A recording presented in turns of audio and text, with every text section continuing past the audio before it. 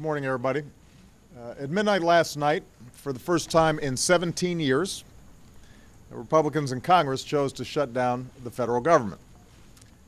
Let me be more specific.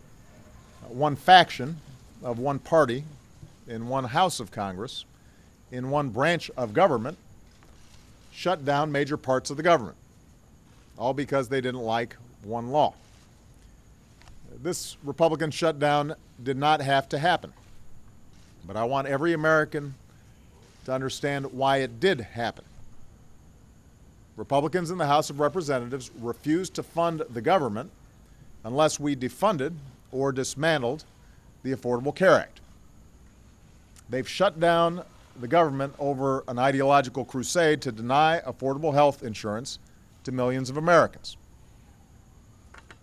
In other words, they demanded ransom just for doing their job.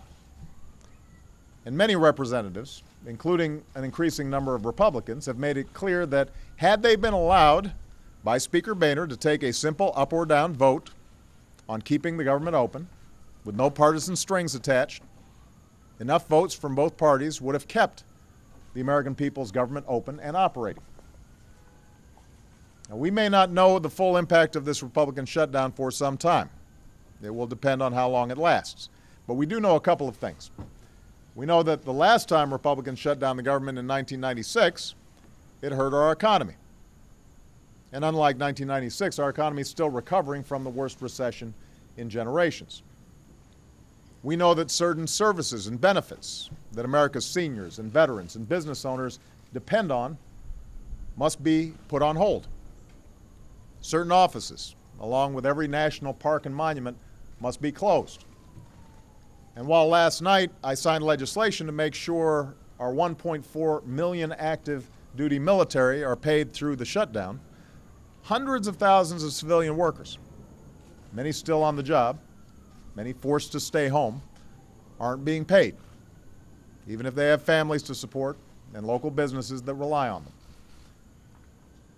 And we know that the longer this shutdown continues, the worse the effects will be. More families will be hurt, more businesses will be harmed. So once again, I urge House Republicans to reopen the government, restart the services Americans depend on, and allow the public servants who have been sent home to return to work. This is only going to happen when Republicans realize they don't get to hold the entire economy hostage over ideological demands. No, this shutdown is not about deficits. It's not about budgets. This shutdown is about rolling back our efforts to provide health insurance to folks who don't have it. It's all about rolling back the Affordable Care Act. This, more than anything else, seems to be what the Republican Party stands for these days. I know it's strange that one party would make keeping people uninsured the centerpiece of their agenda, but that apparently is what it is. And of course, what's stranger still is that shutting down our government doesn't accomplish their stated goal. The Affordable Care Act is a law that passed the House, it passed the Senate, the Supreme Court ruled it constitutional. It was a central issue in last year's election. It is settled, and it is here to stay. And because of its funding sources, it's not impacted by a government shutdown. And these Americans are here with me today because even though the government is closed, a big part of the Affordable Care Act is now open for business. And for them, and millions like them, this is a historic day for a good reason. It's been a long time coming. But today, Americans who have been forced to go without insurance can now visit healthcare.gov and enroll in affordable new plans that offer quality coverage. That starts today. And people will have 6 months to sign up. So over the next 6 months, people are going to have the opportunity, in many cases for the first time in their lives, to get affordable coverage that they desperately need. So I'll speak more on this in the coming days, but let me repeat. I will not negotiate over Congress's responsibility to pay bills it's already racked up. I'm not going to allow anybody to drag the good name of the United States of America through the mud just to refight a settled election or extract ideological demands. Nobody gets to hurt our economy and millions of hardworking families over a law you don't like. There are a whole bunch of things that I'd like to see passed through Congress that the House Republicans haven't passed yet.